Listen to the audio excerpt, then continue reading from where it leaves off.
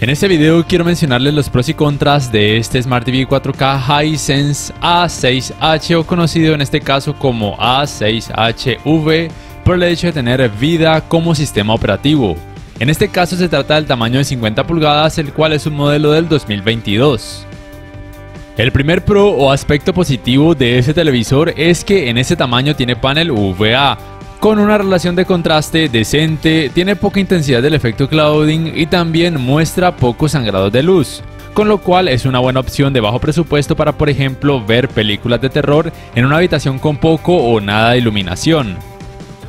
El segundo aspecto medianamente positivo es que si bien no tiene la mejor representación de colores del mercado, aún así me parece que hace un trabajo decente en cuanto a colores, a pesar de tener panel VA y de ser un televisor de gama baja que puede costar apenas entre $320 y $360. Además, es compatible con Dolby Vision y también Dolby Vision para gaming, y al menos aquí en Colombia tiene 3 años de garantía.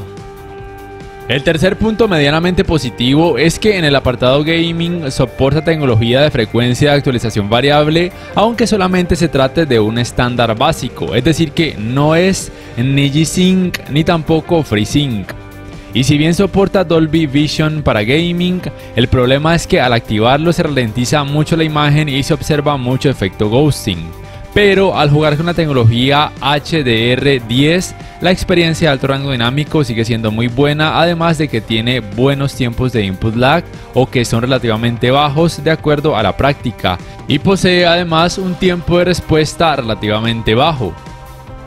El cuarto pro relativo de este Smart TV tiene que ver con su sistema operativo VIDAA, que si bien no soporta una alta variedad de aplicaciones, aún así tiene muchas de las más populares y se espera que con el tiempo siga adquiriendo más. Además, la fluidez de este sistema operativo es muy buena, está muy bien optimizado y su asistente de voz responde muy rápido. El asistente de voz es VIDAA Voice, pero sé que en otros países soporta además el Amazon Alexa, y es por supuesto importante mencionar que reconoce red Wi-Fi tanto de 2,4 como también de 5 GHz.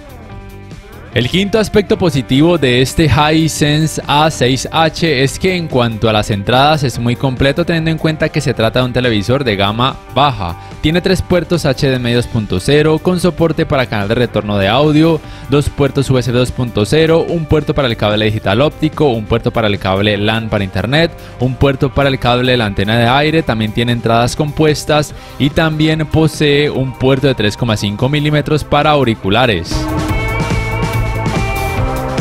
En cuanto a contras o puntos negativos de este televisor, podríamos decir que primero, su uniformidad de colores grises no es muy buena, mostrando algo de efecto de pantalla sucia que es muy notorio con un fondo gris o con un fondo blanco, aunque por lo menos al ver, por ejemplo, partidos de fútbol, ese efecto es menos notorio, o por lo menos no llega a ser tan molesto en comparación, por ejemplo, al Hisense A6G del año pasado.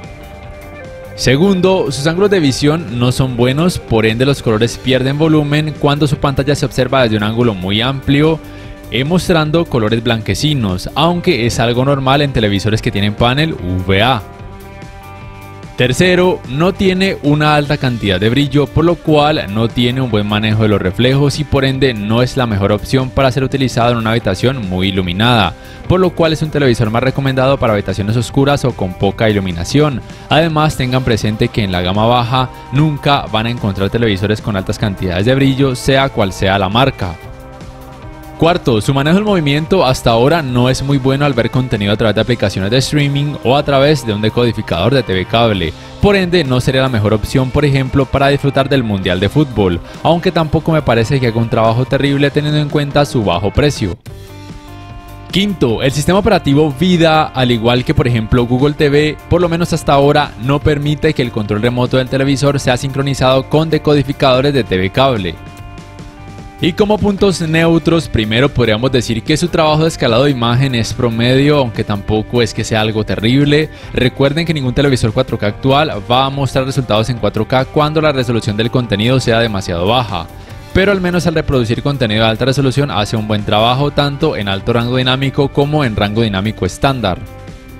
Y por último, debo decir que su sistema de sonido también es promedio para este tamaño de 50 pulgadas. Nada sorprendente, pero tampoco es que sea terrible. Y además es importante mencionar que es muy probable que los tamaños más grandes de este televisor tengan un mejor sistema de sonido y también muy probablemente una leve mayor cantidad de brillo.